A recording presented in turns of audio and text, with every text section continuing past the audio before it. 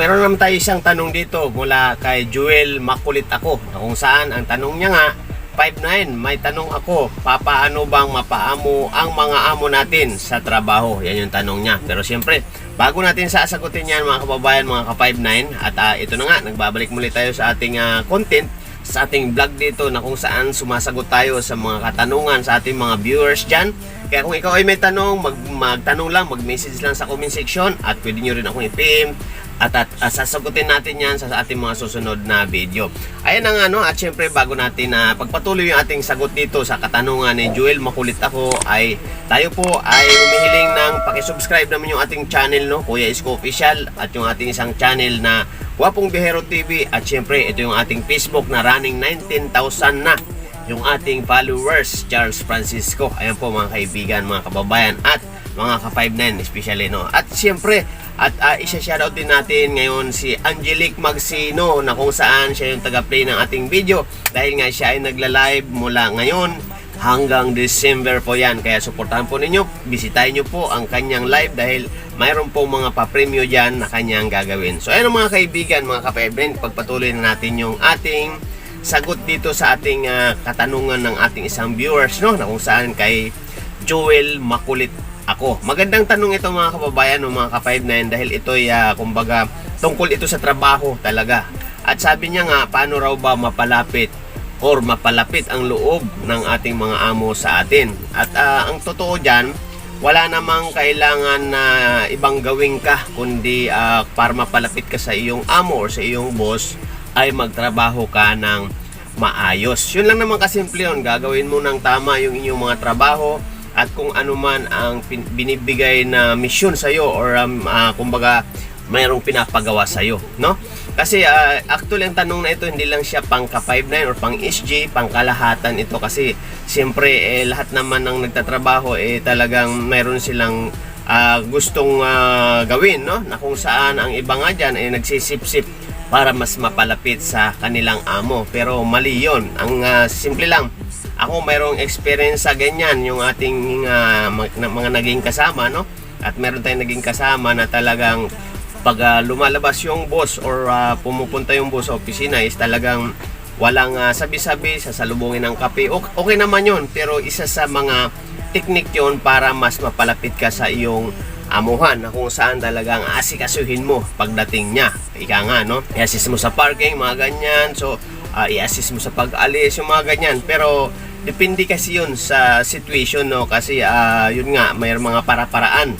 Pero, ang pinakadabis talaga na iyong gagawin para mas mapalapit ka sa iyong boss or sa iyong amo is yung magtrabaho ka ng maayos. Gawin ng tama yung iyong trabaho. Pumasok ng maaga, no, at nakikita na nagagawa mo ng tama, natatapos mo yung trabaho ng walang problema, at siyempre on time yung reporting mo sa kanya, na i-report mo yung mga bagay-bagay na kailangan i-report sa kanya, na hindi mo kailangan itago o sarilinin. At yun nga, yung kumbaga diretso ka sa iyong trabaho, na wala kang parang tinatago sa iyong mga ginagawa. So yan. At siyempre hindi ganun kadali, no, mga ka-5'9", mga kaibigan, mga kababayan. At medyo matagal yan bago mapansin, unlike doon sa nagsisip-sip. Kasi yung nagsisip-sip talagang gagawin ang lahat para mas mapakilala niya yung sarili niya sa amo niya.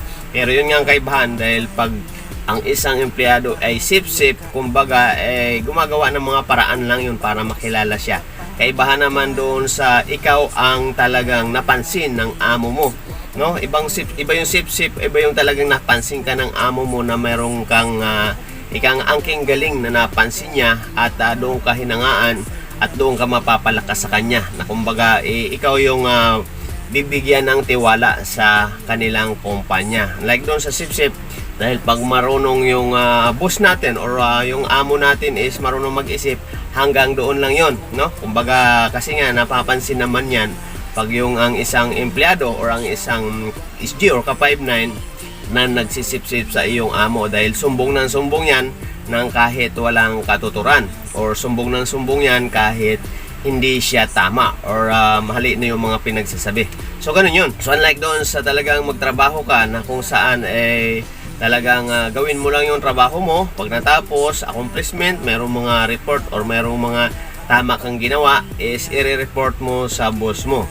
Noon makikilala ka na paunti-unti pag yun lagi ang iyong ginagawa, at makikita na talagang ikaw ay mahusay na empleyado. Doon ka mapapalapit sa iyong boss. Ayan no, at sana nasagot ko sa iyo, Jewel, makulit ako. At sana nasagot ko yung iyong katanungan, at actually hindi lang naman din yan para sa iyo, kundi para din yan sa ating mga katropar, sa ating mga ka-59 or sa ating mga kababayan na mga nagtatrabaho, para yung idea ba na hindi minsan hindi nananaig yung pagsisipsip sa trabaho para lang mapapalapit sa iyong amo, kundi talagang yung tunay na trabaho na mula sa puso at hanggang sa isip, na yun ay tunay na iyong ginagawa. Kumbaga walang pandaraya, walang panluloko, ika nga yung iyong mga ginagawa. So doon ka mapapansin at ikaw ay mapapalapit sa iyong amo or sa iyong boss. Bagkos hindi nga lang ganun kadali talaga. So kailangan, basta kumbaga wala kang hindi mo naman sadya yan na kumbaga gagawin mo para mapalapit ka sa boss mo, kundi gawin mo lang yung kung ano ka. Yan. So hayaan mo na sila ang makakapansin sa iyo. So dalawang klase, 'di ba? Yung isa, yung ikaw ang nagpapapansin. Yung ikaw naman, yung ikaw ang napansin na wala kang alam. Na nagulat ka na lang na yun na nga, binigyan ka na ng tiwala ng boss mo. Dahil nga, nakitaan ka ng magandang serbisyo or nakitaan ka ng magandang attitude or lahat nakita sa iyo yung karapat-dapat para sa company. So ayan po no, para sa ating mga ka-59 at para sa ating mga kasamahang na empleyado, is yun po ang isa sa susi or yun yung isang technique dyan para mapalapit ka sa iyong amo. So siyempre, pag ganyan ang attitude or talagang ikaw ay diretso, sure din yan may mga makakabangga ka rin ng mga kasamang empleyado. Kasi nga hindi lahat is gumagawa ng diretso talaga.